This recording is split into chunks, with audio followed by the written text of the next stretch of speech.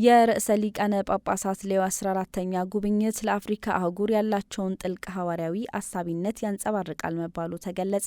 የዓለም አቀፉ የካቶሊክ ኮሚኒኬሽን ማህበር አባል የሆነው ሲግኒስ አፍሪካ ባወጣው መግለጫ የርዕሰ ሊቃነ ጳጳሳት ሌዮ 14ኛ ጉብኝት ለአፍሪካ አህጉር ያላቸውን ጥልቅ ሐዋርያዊ አሳቢነት ያንጸባርቃል ማለቱ ተገለጸ። ርዕሰ ሊቃነ ጳጳሳቱ በ4 የአፍሪካ ሀገራት እያደረጉ ያሉትን ሐዋርያዊ ጉብኝት በደስታ የተቀበለው ማህበሩ ጉዞው ለአፍሪካ አህጉር ያላቸውን ጥልቅ ሐዋርያዊ አሳቢነት የሚያንጸባርቅ መሆኑን ጠቁመዋል። የማህበሩ ፕሬዝዳንት ፕሮፌሰር ዋልተር ቼኪዌንዱ እንደተናገሩት የካቶሊክ ቤተክርስቲያን 267ኛው ርዕሰ ሊቃነ ጳጳሳት ሆነው ከተመረጡ በኋላ በአህጉሪቱ ያደረጉትን የመጀመሪያ ሐዋርያዊ ጉዞ በመጥቀስ በሰላም፣ በስደት፣ በአካባቢ ጥበቃ፣ በወጣቶችና በቤተሰብ ጉዳይ ላይ ያተኮሩ መልእክቶችን አስተላልፈዋል። ሲግኒስ አፍሪካ የቅዱስነታቸውን የጉዞ መርሃ ግብር በአህጉሪቱና ከዚያም በላይ የሚገኙ ቁልፍ መልእክቶችን ለህብረተሰቡ ተደራሽ ለማድረግ ቁርጠኛ መሆኑን አስታውቋል። የሲግኒስ አፍሪካ አባላት በመልእክታቸው ርዕሰ ሊቃነ ጳጳሳት ሌዮ 14ኛ በአልጄሪያ፣ ካሜሩን፣ አንጎላና